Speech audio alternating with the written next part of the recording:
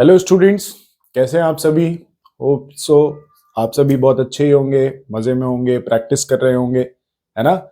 तो एक बार फिर से मैं एमजे सर आप सभी का वेलकम करता हूं इस चैनल पे जिसका नाम है एमजे सर फिजिक्स, जिसमें हम टॉपिक वाइज न्यूमेरिकल्स की क्या कर रहे हैं, प्रैक्टिस कर रहे हैं, जिससे आपका फिजिक्स बेटर होगा, आप अपने टेस्ट पे अच्छे नंबर ला पाएंगे और अपने गोल की तरफ आगे बढ़ेंगे। ठीक है, तो चलिए स्टार्ट करते हैं।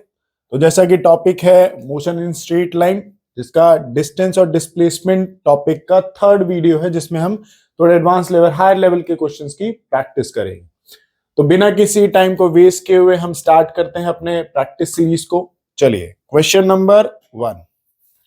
तो क्वेश्चन नंबर 1 क्या कह रहा है, a drunkard is walking along a straight road, मतलब एक ड्रंकर दारू पीने वाला जिसको कहते हैं, तो वो स्ट्रेट रोड पे मोशन कर रहा है।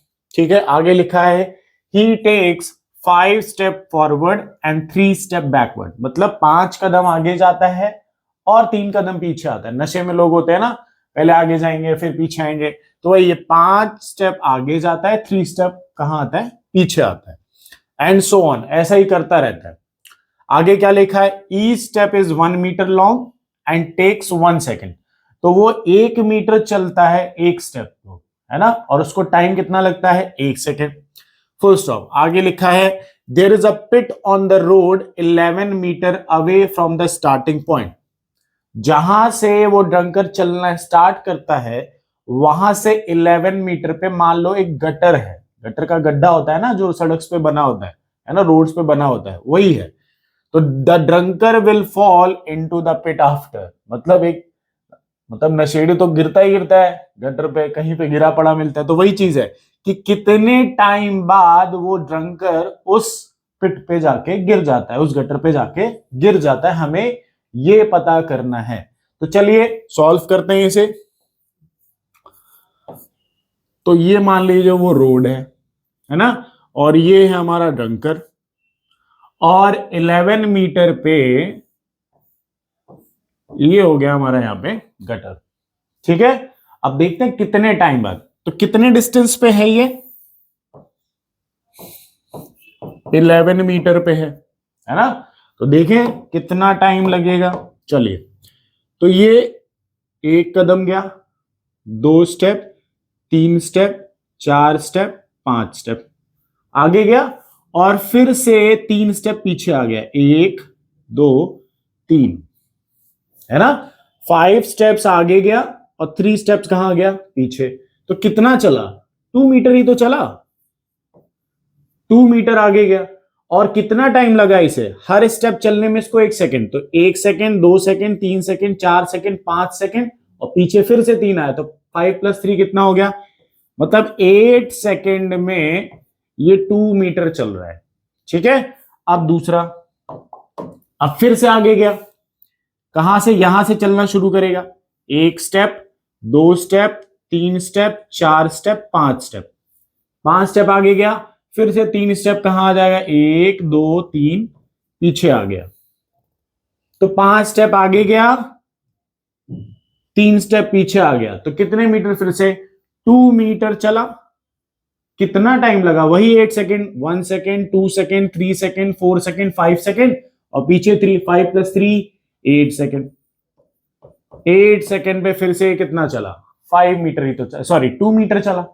ठीक है, फिर से अभी ये वहां तक पहुंचा नहीं है, टोटल कितना चला है, 2 + 2 कितना हुआ, 4 ही तो हुआ, और ये कितने डिस्टेंस पे है, 11 मीटर पे।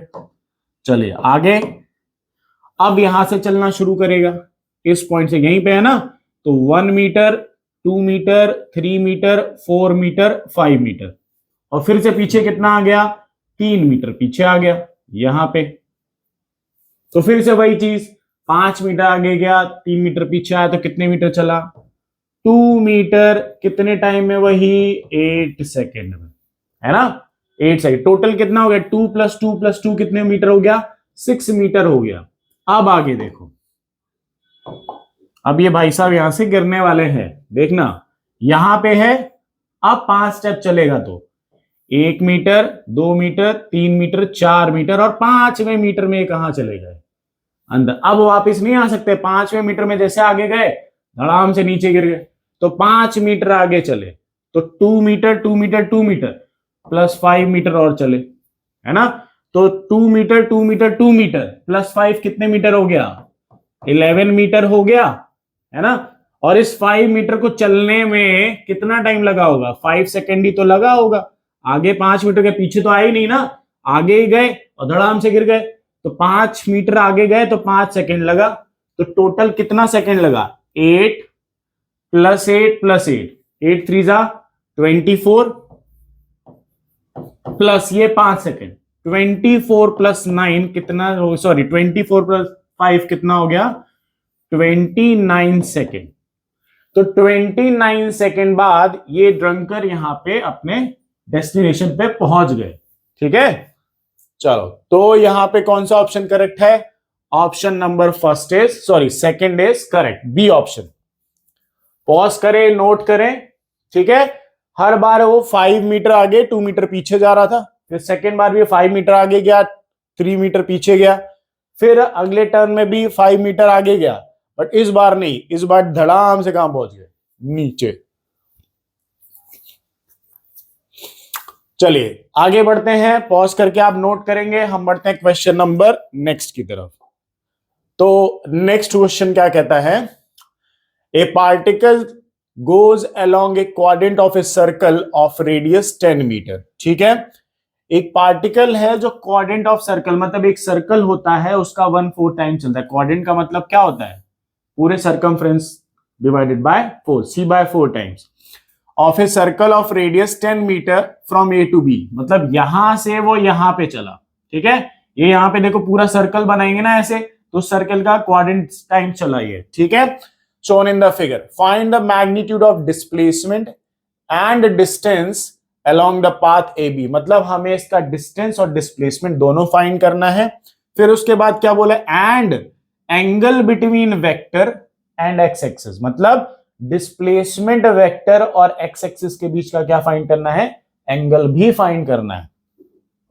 तो पहले फाइंड करते हैं हम displacement.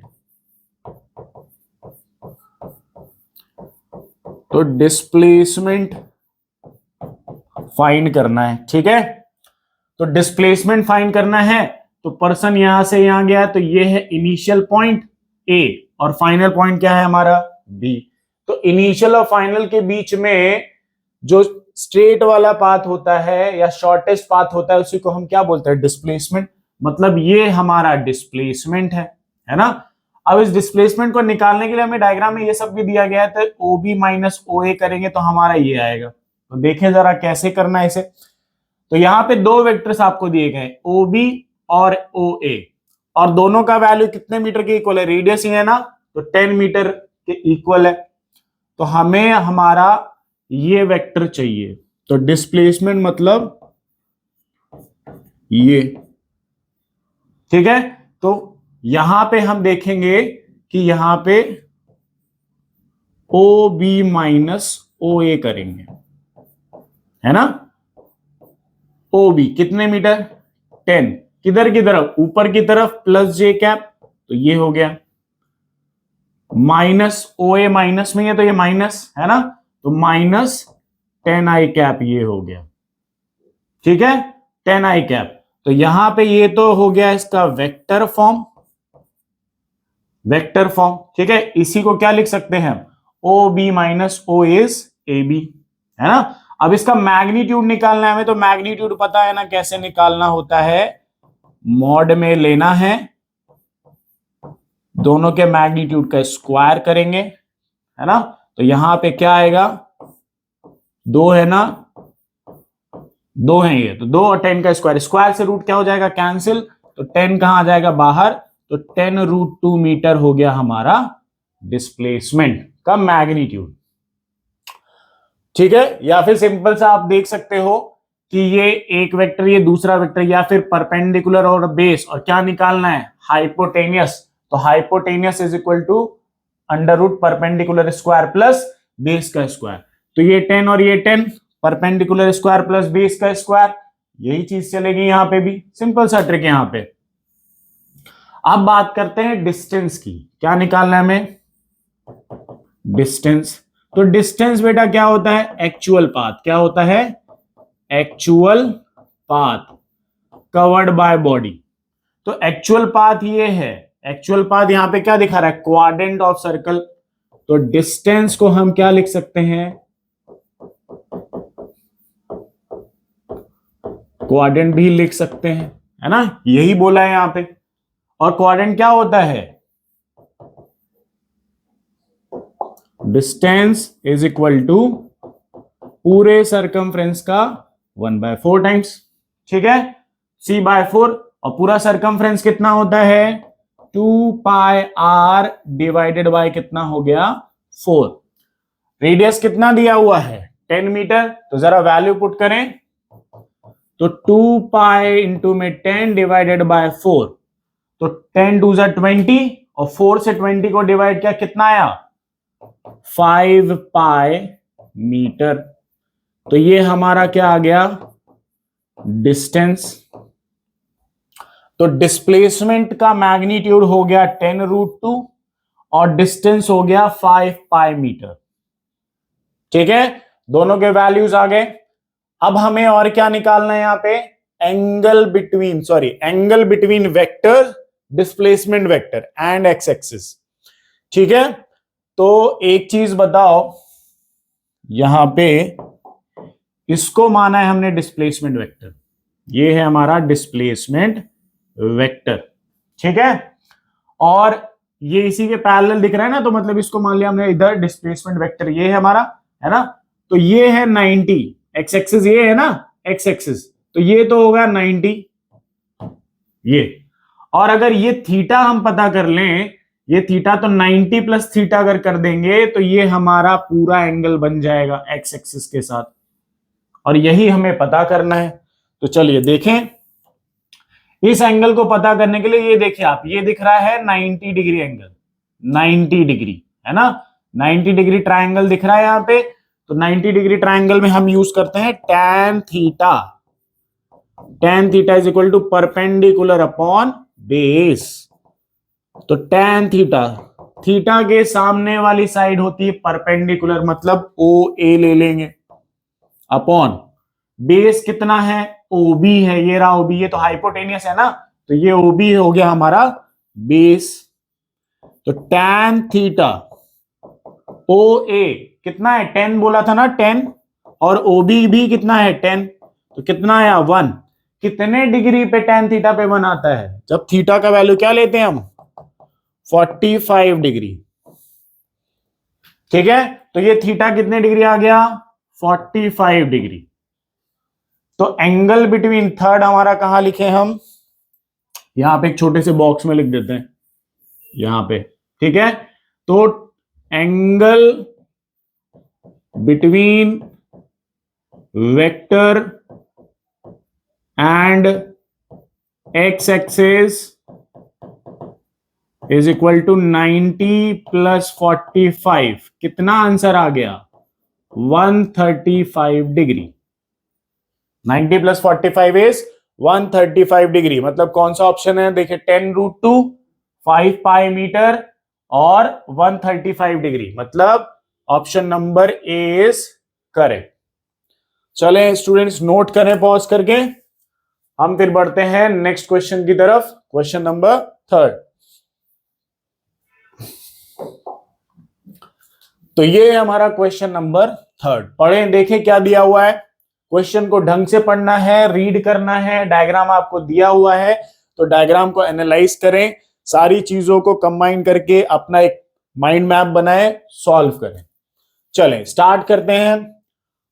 On an open ground a motorist follow a track that turns to his left by an angle 60 degree after every 500 metre. Question का मतलब समझे। ये है, मान लो यहां से ओरिजिन स्टार्टिंग पॉइंट दिया है, ये हमारा क्या है? हमारा क्या, उस मोटरसाइकिलिस्ट या मोटरिस्ट का स्टार्टिंग पॉइंट है। यहां से ये चलना स्टार्ट करता है और हर 500 मीटर बाद वो 60 डिग्री पे लेफ्ट टर्न ले लेता है। ऐसे गया, ऐसे मुड़ गया। तो हर 500 मीटर यहां से स्टार्ट किया और हर 500 मीटर, जैसे यहां पे फर्स्ट लिखा हुआ है, फर्स्ट टर्न कितने डिग्री पे? 60 डिग्री पे आफ्टर एवरी 500 मीटर। यहां से चला 500 मीटर पे यहां पे पहुंचा, 60 डिग्री पे लेफ्ट टर्न ले लिया, ये मुड़ा, फिर आगे गया 500 मीटर चला, 60 डिग्री पे फिर लेफ्ट टर्न ले लिया। तो हमें क्या बताना है? अब आगे देखें, specify the displacement of motorist at third, sixth and eighth turn. Third turn, sixth turn और एथ टर्न का हमें क्या बताना है? डिस्प्लेसमेंट बताना है। तो चलो स्टार्ट करते हैं। सॉल्यूशन फर्स्ट है ना, पहले हमें कौन से टर्न का निकालना है? थर्ड टर्न का निकालना है। चलो जरा थर्ड टर्न का देखें, कहां पे क्या सिनेरियो बन रहा है। तो ये हमारा फर्स्ट, ये हमारा सेकंड और ये हमारा थर्ड टर्न है ना। तो थर्ड टर्न ये इनिशियल पॉइंट हो गया, ये फाइनल पॉइंट माना गया है, तो इसको हम ऐसे ड्रॉ कर दें। तो ये हो गया हमारा क्या? डिस्प्लेसमेंट, और यही हमें फाइंड करना है। तो इसके लिए हम क्या करते हैं? राइट एंगल ट्रायंगल बना लेते हैं। ऐसे बन गया राइट एंगल ट्रायंगल। अब राइट एंगल ट्रायंगल में यहां पे देखो, अगर ये 60 डिग्री है तो ये भी कितना होगा? यहां पे 60 डिग्री हो गया। 60 डिग्री, 60 डिग्री हो गया। और तुम्हें बेस दिया है, ये बेस कितना है? 500 मीटर। और ये तुम्हें फाइंड करना है हाइपोटेनियस। तो हम यूज कर सकते हैं थर्ड टर्न के लिए cos theta is equal to base upon hypotenuse. ठीक है, हाइपोटेनियस को इधर शिफ्ट करें, हाइपोटेनियस ही हमारा वहां पे क्या है? डिस्प्लेसमेंट है। और cos थीटा कहां आएगा? नीचे। तो hypotenuse is equal to base upon क्या हो गया? cos theta. तो हाइपोटेनियस मतलब डिस्प्लेसमेंट हमें फाइंड करना है थर्ड टर्न का। बेस कितना है? 500। कितना है? 500 डिवाइडेड बाय cos कितने डिग्री है? 60 डिग्री। cos 60 डिग्री का वैल्यू क्या होता है? 1/2। तो hypotenuse is equal to 500 divided by 1/2। तो 2 कहां आ गया? ऊपर। तो हाइपोटेनियस यहां पे कितना आ गया? 1000 मीटर। तो यही हमारा थर्ड टर्न का क्या हो गया? डिस्प्लेसमेंट। ठीक है, फिर उसके बाद सेकंड पे चलते हैं। सेकंड कौन सा बोला है? Six turn. सिक्स टर्न का, तो सिक्स टर्न देखे कहां है? ये starting point of first, second, third, fourth, fifth, six. Six में मतलब जहां से चले आप वहीं पे आ गए। तो जहां से चलते हैं वहीं पे आ गए, तो इनिशियल और फाइनल पॉइंट क्या हो गया? सेम। और इनिशियल और फाइनल पॉइंट अगर सेम हो जाते हैं, if initial and final points are same, then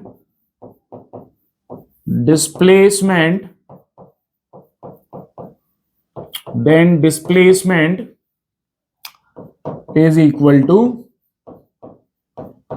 0। Displacement क्या हो जाता है? 0। Therefore at sixth turn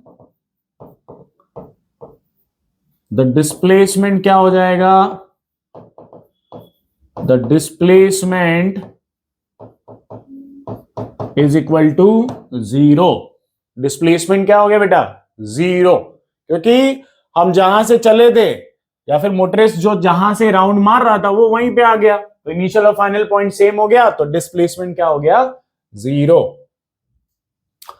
चलो, तो 2 ये हो गए। अब हमें थर्ड चाहिए, तो इसको थोड़ा सा हमें यहां पे स्पेस चाहिए, तो हम क्या करें? इसको थोड़ा सा छोटा करके साइड में कर देते हैं। ठीक है,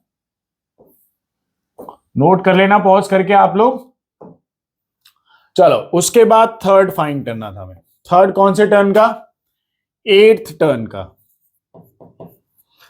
तो ये हमारा 8 टर्न है। 6 ये हो गया, 7th ये हो गया, 8th ये हो गया। ठीक है, तो 8 टर्न का देखें तो ये रहा इनिशियल पॉइंट और ये है फाइनल पॉइंट।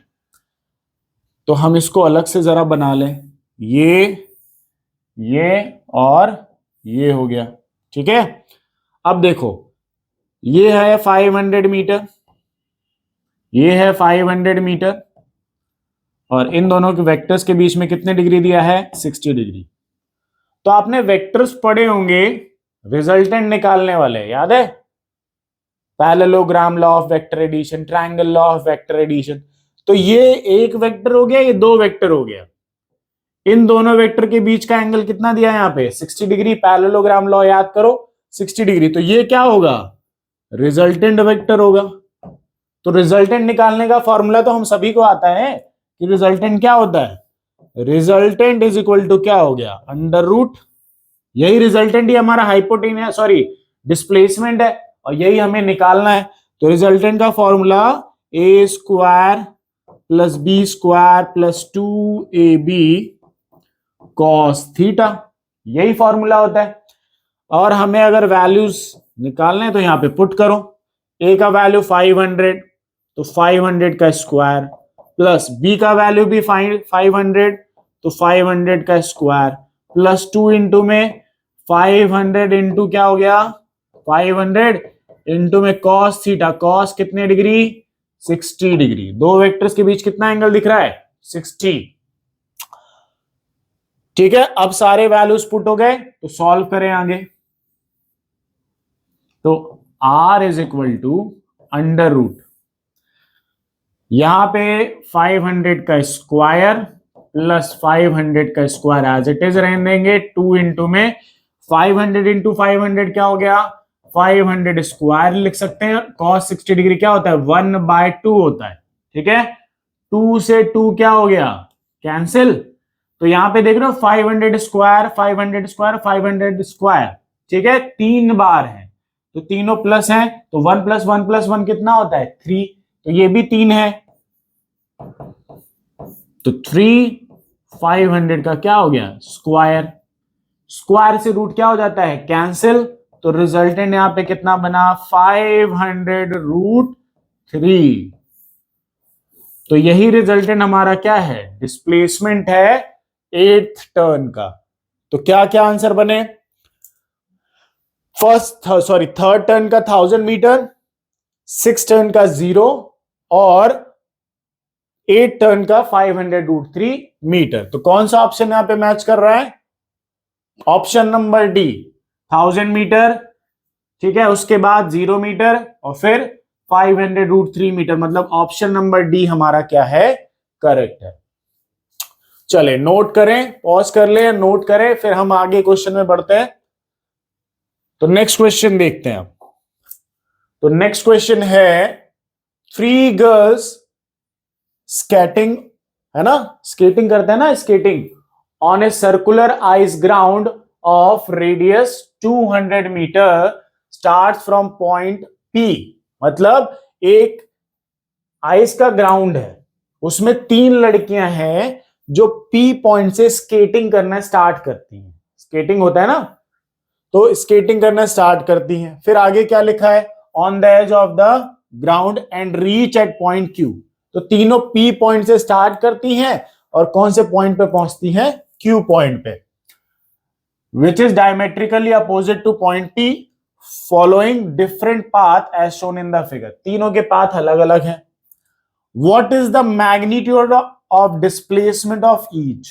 पहले क्वेश्चन में क्या पूछा है कि तीनों का डिस्प्लेसमेंट का मैग्नीट्यूड क्या होगा, ठीक है। फिर उसके बाद for which girl is this equal to the actual length of the path skate, मतलब किस लड़की का डिस्प्लेसमेंट ही उसका एक्चुअल पाथ है, वो भी पूछा गया है। तो चलो देखें। तो स्टूडेंट्स, डिस्प्लेसमेंट क्या होता है सभी को पता है, डिस्प्लेसमेंट एक initial and final point. Initial and final का क्या होता है, फाइनल पॉइंट का शॉर्टेस्ट या फिर हम क्या मानते हैं, स्ट्रेट रूट होता है, यही मानते हैं। डिस्प्लेसमेंट जो भी है वो बॉडी के इनिशियल एंड फाइनल पॉइंट का शॉर्टेस्ट या स्ट्रेट रूट होता है, ठीक है। और यहां पे देखें कि ए वाली गर्ल ऐसे गई और ऐसे गई, बी वाली गर्ल एकदम स्ट्रेट गई, और सी वाली गर्ल ऐसे गई है, बट तीनों लड़कियों का इनिशियल पॉइंट और फाइनल पॉइंट क्या है, सेम है ना। तो तीनों का डिस्प्लेसमेंट क्या होगा, ये स्ट्रेट वाला पाथ है ना जिसमें बी वाली गई है। तो क्वेश्चन में यहां से यहां का रेडियस 200 मीटर है, तो ऊपर वाला रेडियस भी कितना होगा 200 मीटर। तो सभी का स्ट्रेट डिस्प्लेसमेंट कितना है यहां पे, all girls have same displacement, सभी का initial and final point same है, तो सभी का डिस्प्लेसमेंट क्या होगा, सेम होगा। All girls have same displacement and it is equal to 400 meter, है ना। क्योंकि रेडियस कितना दिया हुआ था देखो 200 मीटर, तो रेडियस 200 मीटर, तो डायमीटर कितना हो गया 400। तो यहां से यहां पूरा डिस्प्लेसमेंट, क्योंकि तीनों का इनिशियल एंड फाइनल पॉइंट क्या है, सेम है, तो तीनों का डिस्प्लेसमेंट भी क्या हो गया, सेम हो गया। उसके बाद क्या बोला, for which girl is this equal to the actual length of path, मतलब किसका पाथ, सॉरी किसका डिस्प्लेसमेंट उसका एक्चुअल पाथ भी है। तो कौन सी वाली का है, बी वाली गर्ल का। बी वाली का डिस्प्लेसमेंट भी यही और डिस्टेंस भी यही है ना। तो girl B have same distance and displacement,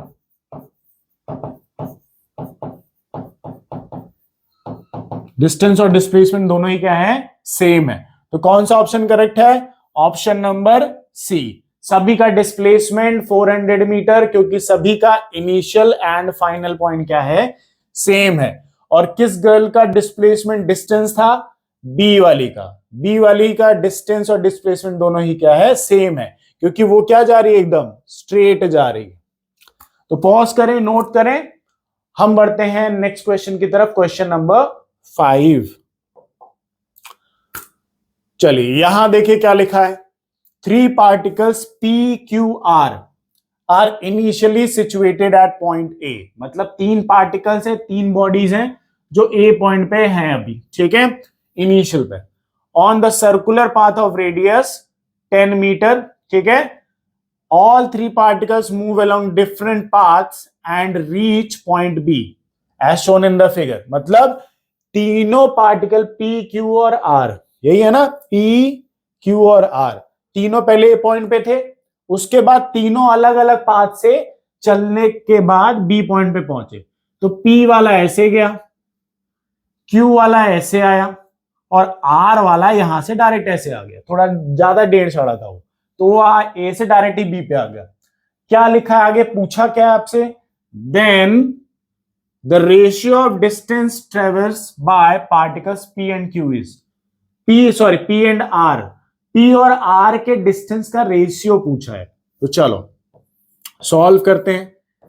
P वाला मैंने आपको पहले भी सिखाया है कि पूरे सर्कल का सरकमफ्रेंस कितना, 2 पाई आर, आधे का कितना, पाई आर, आधे के आधे का भी कितना, पाई आर बाय 2। तो जब ये P वाला यहां से यहां पहुंचा, तो पूरे सर्कल का आधे का भी आधा, तो पाई आर। फिर जब यहां से यहां पहुंचा, यहां से जब यहां पहुंचा तो पाई आर बाय 2, है ना। फिर यहां से जब यहां पे पहुंचा तब भी आधा है, क्या आधा ही है, पाई आर बाय 2। और यहां से यहां पहुंचा तब भी कितना है, पाई आर बाय 2, है ना। यहां से यहां गया तो पूरे सर्कल के आधे का क्या है, आधा, तो पाई आर बाय 2। फिर उसके बाद यहां से यहां पे आया तब भी आधा ही चला, पाई आर बाय 2। फिर यहां से यहां पे आया तब भी कितना चला, पाई आर बाय 2। तो कितना पी वाला कितना डिस्टेंस चला, pi r by 2 plus pi r by 2 plus pi r by 2, तो कितना हो गया, 3 पाई आर बाय 2। ये पी वाले का डिस्टेंस हो गया। आर वाले का डिस्टेंस, आर वाले का डिस्टेंस कितना है देखें, आर वाले को देखो ध्यान से, आर वाला सिर्फ आधा ही चल रहा है। तो आर वाला अगर आधा चल रहा है तो यहां से यहां गया है, आधे का हाफ का भी हाफ चल रहा है, तो कितना हो गया, पाई आर बाय 2। दोनों के डिस्टेंस मिल गए, अब रेशियो कर देना और सिंपल वैल्यू आ जाएगा, है ना, P का डिस्टेंस और R का डिस्टेंस दोनों का रेशियो करें तो 3πr/2 और R वाले का डिस्टेंस πr/2। तो कैंसिल आउट क्या क्या हो गया, πr/2 से πr/2 क्या हो गया, कैंसिल। आंसर कितना आ गया, 3:1। ठीक है, तो ये हमारा कौन सा ऑप्शन करेक्ट हो गया, सेकेंड ऑप्शन, 3:1। ठीक है, तो बेटा ये आज का वीडियो यहीं पे हम एंड करते हैं। प्रैक्टिस करते रहे, ऐसे क्वेश्चन सॉल्व करते रहे, है ना, और डाउट्स अपने क्लियर रखें। फिजिक्स में डाउट्स बहुत आते हैं, तो डाउट्स क्लियर रखें, है ना। नेक्स्ट वीडियो में मैं आपको बताऊंगा, अगर आपके डाउट्स हैं तो मैं आपको एक नंबर दूंगा, अपना व्हाट्सएप नंबर, जिसमें आप अपने डाउट्स मुझे शेयर कर सकते हैं। मैं उनके सॉल्यूशंस आपको यहाँ पे सॉल्व करके बताऊंगा, या फिर मैं आपको आपके व्हाट्सएप चैनल पे ही भेज दूंगा। ठीक है, तो प्रैक्टिस करते रहें, आगे बढ़ते रहें और अपने आप को हमेशा पॉजिटिव रखें। कभी सिचुएशन हार्ड होती है तो उसको भी पॉजिटिव में कन्वर्ट करने की कोशिश करें। Thank you.